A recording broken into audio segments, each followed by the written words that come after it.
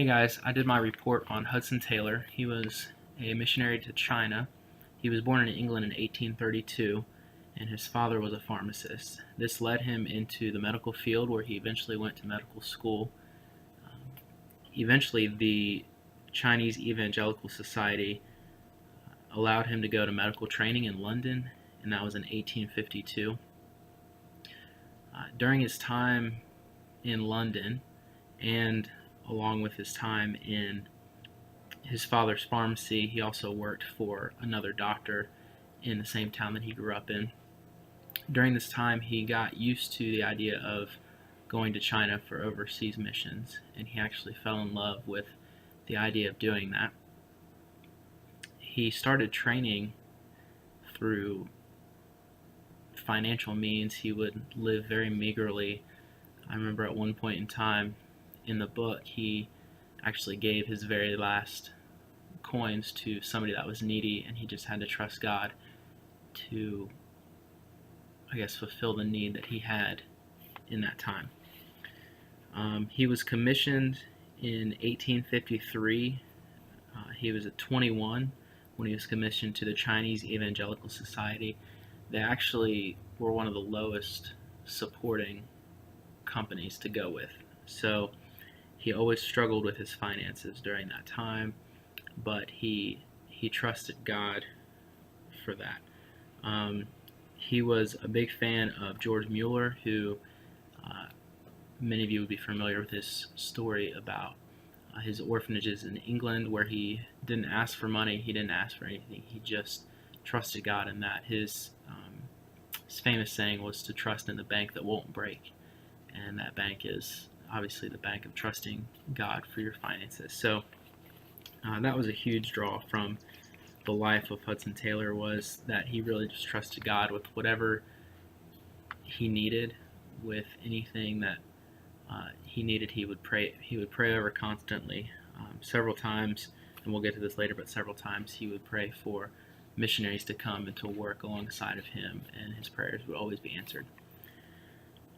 He had a conversation before he left England with Wilhelm Lobscheid. He was a German evangelist, and he came to England, and Taylor got to meet him there. And during that time, he really got called out that he wouldn't fit in China. He didn't look anything like a missionary there. He would stand out because of his hair color, because of his skin tone. And so that really, I think, got the wheels spinning for Hudson to discover his identity in the Chinese dress, and that's what he's most famous for, is actually adopting the Chinese dress at the time. He did that during his stint with the Chinese Evangelical Society. Missionaries were really confined at that time to 7 safe cities. The Chinese government allowed foreigners to only live in those cities and not to really venture out into the inland parts of China. They were all coastal cities on the eastern part of China.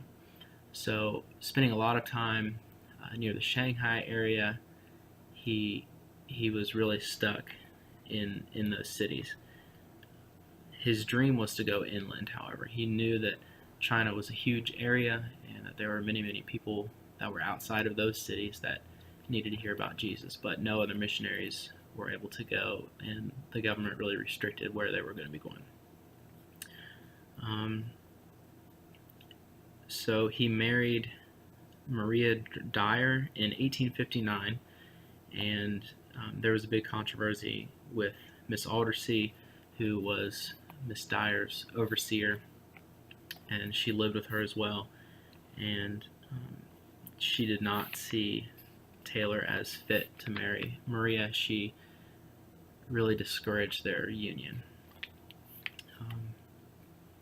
But eventually they did marry. He actually lost her and several children.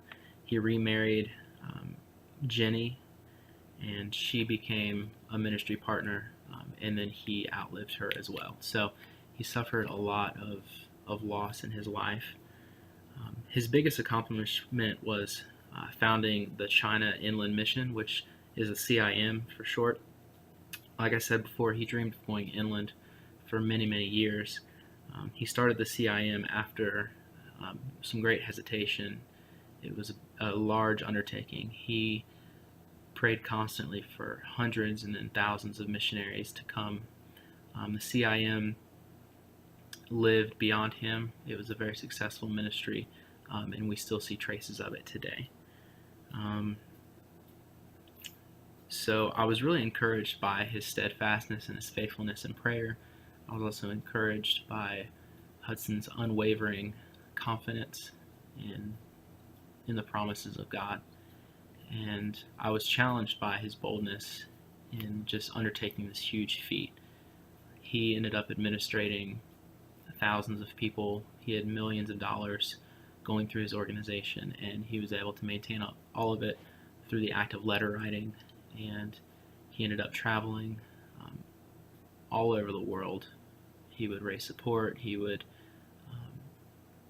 speak and draw evangelists into the work, and he had many, many challenges along the way. So it was a very encouraging and challenging to read the life of Hudson Taylor.